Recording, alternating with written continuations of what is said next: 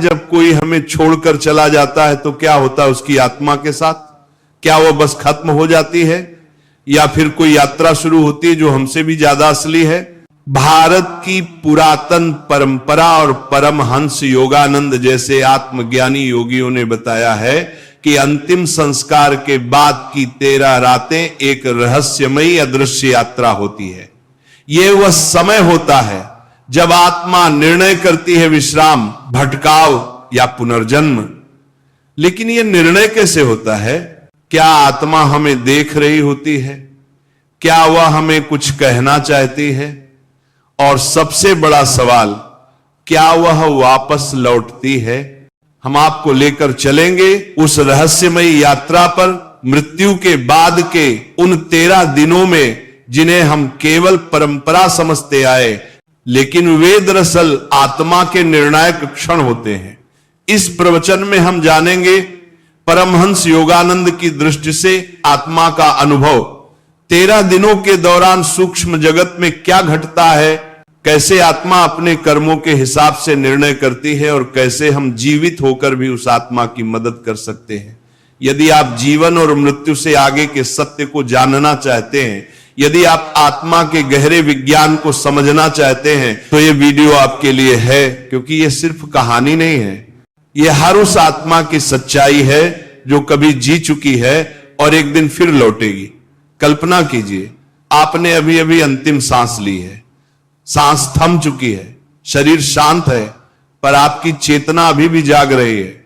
आपको सब कुछ दिख रहा है, लोग रो रहे हैं, छू रहे हैं, पुकार रहे हैं, लेकिन आप कुछ कह नहीं पा रहे। यही है आत्मा की पहली रात, एक गहरी खामोशी, एक भारी रहस्य और एक अनुभव जो हर आत्मा के लिए अनोखा होता है, जिसे हम मृत्यु कहते हैं।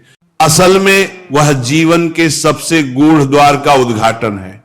परमहंस योगानंद कहते हैं, मृत्यु कोई अंत नहीं, यह तो आत्मा की नई आंखों से जीवन को देखना है। इस पहली रात में आत्मा अपने शरीर को देखती है, लेकिन अब वह केवल एक लाश है जिससे वह निकल चुकी है। दर्शकों के रोने की आवाजें आत्मा तक पहुंचती हैं, पर अब वह उन आवाजों का उत्तर नहीं दे सकती।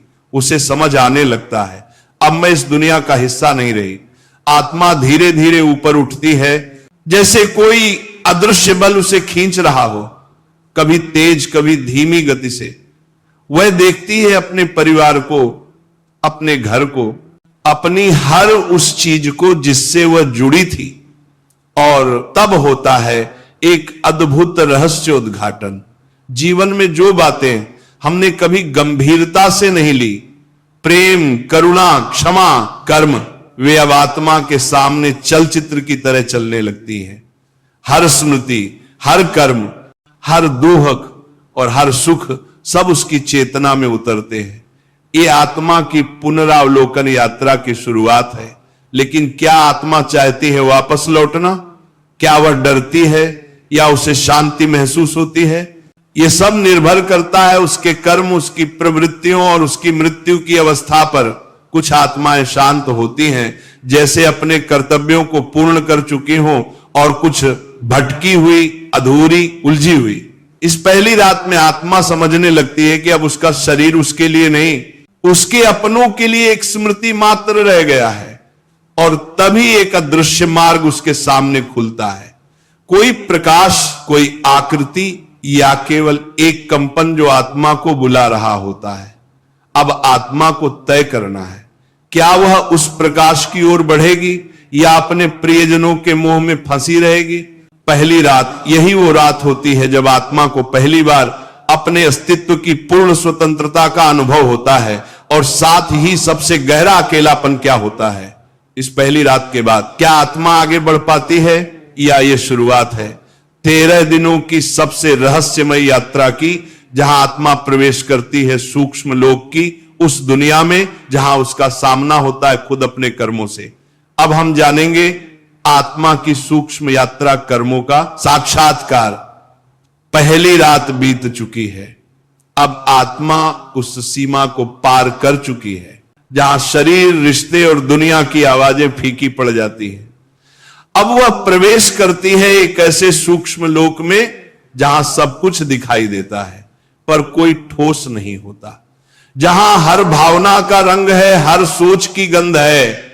यह है सूक्ष्म शरीर की दुनिया, जहां आत्मा अपने भूत, वर्तमान और भविष्य से आमने सामने होती है। यह कोई धरती नहीं, कोई स्वर्ग या नर्क भी नहीं, ये एक कर्म क्षेत्र जहां आत्मा का असली हिसाब शुरू होता है। एक विशाल चलचित्र की तरह आत्मा अपनी पूरी जिंदगी को फिर से देखती है। उसके द्वारा बोले गए हर शब्द, किए गए हर कर्म, किसी को दी गई पीड़ा, किसी से किया गया प्रेम, सब कुछ बिना किसी बहाने के, बिना किसी न्यायालय के, केवल एक दर्पण की तरह उसके सामने चला जाता है और यहां कोई धोखा नहीं चलता। आत्मा जानती है कहां उसने सत्य छोड़ा, कहां उसने मोह में आकर अधर्म किया। परमहंस योगानंद कहते हैं, सूक्ष्म लोक में आत्मा को सिर्फ अपने कर्म नहीं दिखते, बल्कि वह अनुभव करती है कि उसने दूसरों को कैसा महसूस कराया था। मतलब अगर आपने किसी को दर्द दिया तो अब आत्मा वही दर्द खुद महसूस करती है।